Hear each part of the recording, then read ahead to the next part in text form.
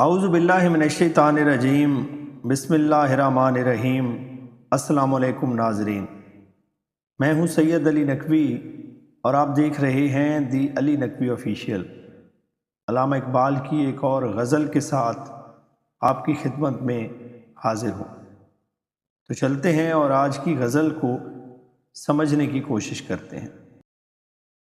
یہ کون غزل خواں ہے پرسوز و نشاط انگیز، اندیشہ دانا کو کرتا ہے جنوں آمیز۔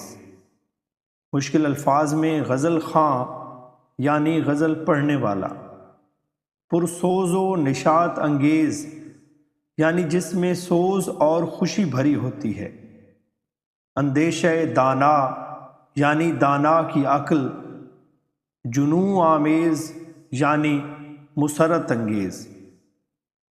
اس غزل کے مطلع میں اقبال سوالیہ انداز میں خود اپنے بارے میں یوں گویا ہیں کہ یہ کون سخنور ہے کہ جس کے کلام میں سوز و گداز بھی ہے اور کیف و سرور بھی، اور جن لوگوں کو اپنی دانشوری پر ناز ہے ان کی عقل پر بھی۔ اس کلام سے ایک طرح کے جنون کی کیفیت طاری ہوتی ہے۔ مراد یہ ہے کہ اس کلام میں دانشوروں کے عمل کی ترغیب فراہم کی گئی ہے۔ اس شعر میں اقبال اپنی سیرت و کردار کے حوالے سے خود ہی موجود نظر آتے ہیں۔ گو فقر بھی رکھتا ہے انداز ملوکانہ، ناپختہ ہے پرویزی بے سلطنت پرویز۔ مشکل الفاظ میں فقر یعنی درویشی یا فقیری، ملوکانہ یعنی شاہانہ، سلطنت پرویز یعنی ایران کے آخری بادشاہ کی سلطنت۔ اقبال کہتے ہیں کہ یہ درست ہے کہ فقیری اور بادشاہی دونوں میں کچھ باتیں قدر مشترک کی حیثیت رکھتی ہیں۔ فقیر بھی بادشاہ کی طرح بے نیاز ہوتا ہے، تاہم دونوں کے مابین بنیادی فرق یہ ہے کہ فقیر اپنی شان و شوکت کو نمایاں کرنے کے لیے کسی حکومت یا سلطنت کا محتاج نہیں ہوتا، جبکہ بادشاہی سلطنت و مملکت کے بغیر ناتمام اور بے معنی شے ہے۔ بالفاظ دیگر فقیر تو اپنی روحانی قوت سے کام لیتا ہے، جبکہ بادشاہ کے پاس ہر طرح کے لاؤ لشکر کے علاوہ ہر نوع کے ہتھیاروں کی بہتات ہوتی ہے۔ اب حجرہ صوفی میں وہ فقر نہیں باقی، خون دل شیراں ہو جس فقر کی دستاویز۔ مشکل الفاظ میں حجرہ صوفی یعنی صوفی کی کوٹھڑی، خون دل شیراں یعنی شیروں کے دل کا خون، دستاویز یعنی سند یا کتاب۔ اقبال کہتے ہیں کہ اب اگر یہ کہا جائے کہ صوفی میں پہلے جیسی صلاحیت اور روحانی قوت برقرار نہیں رہی تو یہ بے جا نہ ہوگا، ورنہ ماضی میں تو صوفی اور درویش میں ایسی روحانی قوت ہوا کرتی تھی جس کے روبرو شیر بھی لرزہ براندام رہتے تھے۔ مراد یہ ہے کہ اس عہد کا صوفی اور درویش تو فقر و غنا سے انحراف کر کے دنیاوی مال و منال کے چکر میں الجھ کر رہ گیا ہے۔ یہی وجہ ہے کہ اس میں وہ روحانی قوت باقی نہیں رہی جو ہر نوع کی بڑی قوت پر بھاری ہوتی تھی۔ اے حلقہ درویشاں وہ مرد خدا کیسا ہو جس کے گریباں میں ہنگامہ رستا خیز۔ مشکل الفاظ میں حلقہ درویشاں یعنی اللہ والے لوگ، رستا خیز یعنی طوفان کا شور۔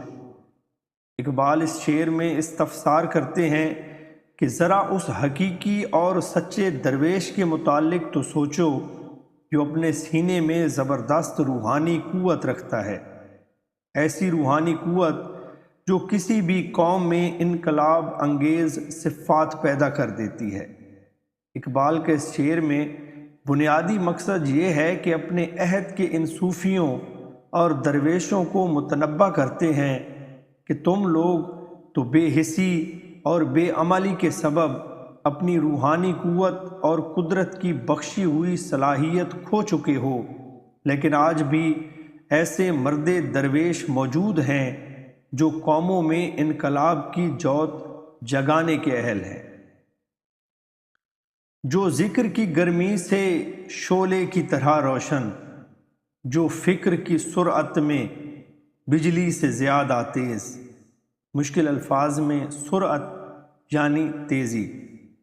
اس شعر میں اقبال اسی انقلابی درویش کی خصوصیات بیان کرتے ہوئے کہتے ہیں کہ وہ ایسا مرد حق ہوتا ہے کہ جب اس کے روبرو خالق حقیقی کا ذکر کیا جائے تو اس کے دل و دماغ جوش عقیدت میں شعلے کی طرح روشن ہو جاتے ہیں، اور جب فکری سطح پر اس کا تجزیہ کرتے ہیں تو ان کا ذہن اسی سرعت سے کام کرتا ہے جس طرح برقی رو تیزی سے دوڑتی ہے۔ کرتی ہے ملوکیت آثار جنوں پیدا، اللہ کے نشتر ہیں تیمور ہو یا چنگیز۔ مشکل الفاظ میں ملوکیت یعنی بادشاہت۔ اقبال کہتے ہیں یہ فطری امر ہے کہ ملوکیت میں ظلم و جبر بالآخر ایک جنون کی صورت اختیار کر لیتا ہے۔ اس کے رد عمل کے طور پر تیمور و چنگیز جیسے قاہر و جابر فرما بردار پیدا ہوتے ہیں جو اس جنون کو انتہا پر پہنچا کر اعتدال پر لے آتے ہیں۔ یوں دادے سخن مجھ کو دیتے ہیں عراق و پارس، یہ کافر ہندی ہے بے تیغ و ثنا خوریز۔ مشکل الفاظ میں کافر ہندی، یہاں اقبال کا اشارہ اپنی جانب ہے۔ تیغ و ثنا خوریز یعنی تلوار کے بغیر جنگ کرنے والا۔ اقبال کہتے ہیں کہ نہ میرے پاس باطل کی قوتوں سے نبرد آزما ہونے کے لیے کوئی ہتھیار ہے اور نہ ہی کوئی اور وسیلہ، اگر ہے تو وہ شعر کی تخلیقی قوت ہے جو شاید کسی بھی ہتھیار سے زیادہ کارآمد ہے۔